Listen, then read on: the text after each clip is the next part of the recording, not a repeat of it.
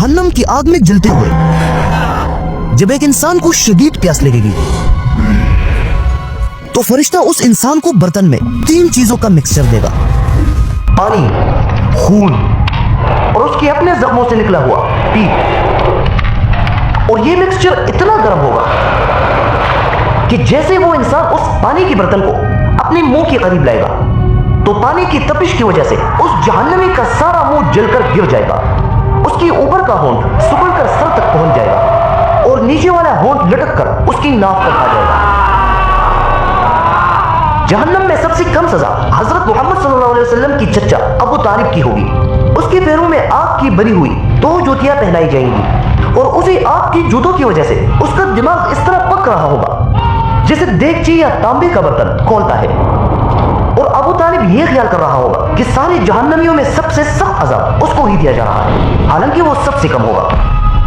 असल में जहन्नम बना कैसे था, जहन्नम होगा कैसे, वहां कौन जाएगा, और सबसे इंपॉर्टेंट बात, जहन्नम की आग से हम खुद को कैसे बचा पाएंगे।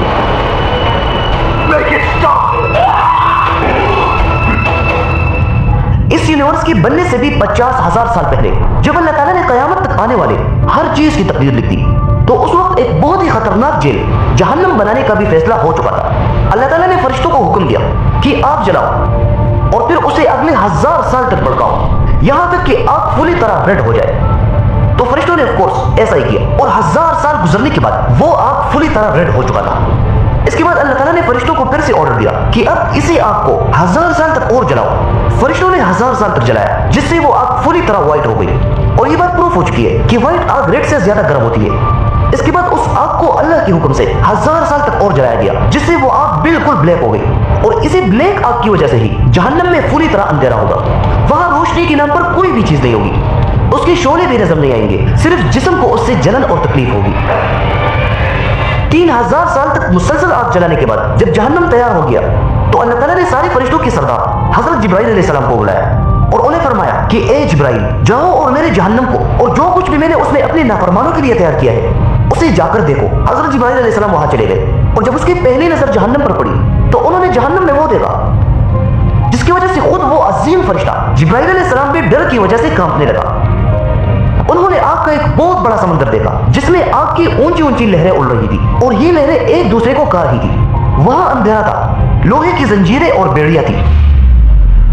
ये सारा सीन देखकर हजरत जिब्राइल अलैहिस्सलाम फौरन अल्लाह के पास आ गए और कहा कि ए मेरे रब, तेरी इज्जत की कसम, कोई भी शख्स ऐसा नहीं होगा जो इस खौफनाक जगह के बारे में सुन ले और फिर भी उसमें जाने की गलती करे। हर कोई इससे बचने की अपनी पूरी कोशिश करेगा। लेकिन फिर अल्लाह ताला ने फरिश्तों को एक दूसरा ऑर्डर दिया कि जहन्नम के सारे दरवाजों पर दुनिया की हर ख्वाहिश, जिना, शराब, जुआ, तकब्बुर, माल की मोहब्बत, इस सबसे खूबसूरत पर्दे बनाकर लटका दो और जहन्नम की आग को भी सारी ख्वाहिशों और शहवतों से ढक दो। अब इन्हीं पर्दों की वजह से तो बाहर से जहन्नम बहुत ही खूबसूरत और मीठा लग रहा था, लेकिन इन पर्दों के पीछे वो खतरनाक आग छुपी थी। जब फरिश्तों ने अल्लाह ताला का हुक्म पूरा किया तो अल्लाह ताला ने फिर से हजरत जिब्राइल अलैहिस्सलाम को बुलाया कि अब दोबारा जाओ और फिर से जहन्नम को देखो।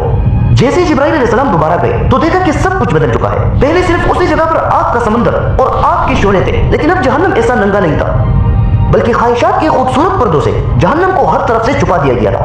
ये देखकर हजरत जिब्राइल अलैहिस्सलाम की खौफ और बढ़ गई। उन्हें समझ आ गई कि अब ये एक बहुत बड़ा और खतरनाक इम्तिहान बन चुका है। जिब्राइल अलैहिस्सलाम कांपते हुए अल्लाह ताला के पास आए और कहा कि ए मेरे रब, तेरी इज्जत की कसम, मुझे डर है कि कोई भी शख्स ऐसा नहीं बचेगा जो जहन्नम के इर्द गिर्द इन खूबसूरत पर्दों को देखकर धोखा न खाए और जहन्नम में दाखिल ना हो। सब के सब इस जाल में फंस जाएंगे। दुनिया में आग जलाने के लिए लकड़ी, कोयला, गैस और पेट्रोल की जरूरत होती है, लेकिन जहन्नम की आग 2 चीजों से चलती है, इंसान और पत्थर। लेकिन पत्थर कोई आम पहाड़ वगैरह के पत्थर नहीं होंगे, बल्कि हजरत अब्दुल्ला इब्न मसूद रज़ियल्लाहु तआला अन्हु और दूसरे स्कॉलर्स के मुताबिक ये पत्थर सल्फर के होंगे, क्योंकि सल्फर जब जलती है तो उसकी आग दूसरों के मुकाबले में बहुत ही सख्त और तेज होती है। ये जिस्म से चिपकती है और इसकी बदबू भी बहुत गंदी और खतरनाक होती है। अब जहन्नम में कौन कौन जाएंगे? क़यामत के दिन जब सारे लोग अल्लाह के सामने खड़े हो जाएंगे तो वहां अल्लाह ताला हिसाब की शुरू करने से पहले काफिरों को हुक्म देगा कि तुम लोग मुसलमानों से अलग हो जाओ, तुम्हारा कोई हिसाब नहीं। उन्हें उसी वक्त जहन्नम में फेंक दिया जाएगा। अब काफिर से मतलब सिर्फ वो नहीं है जो खुदा को ना माने और या बुतों की इबादत करे, बल्कि काफिर हर उस शख्स को कहते हैं जो इन 6 बातों में से किसी एक से भी इनकार करे।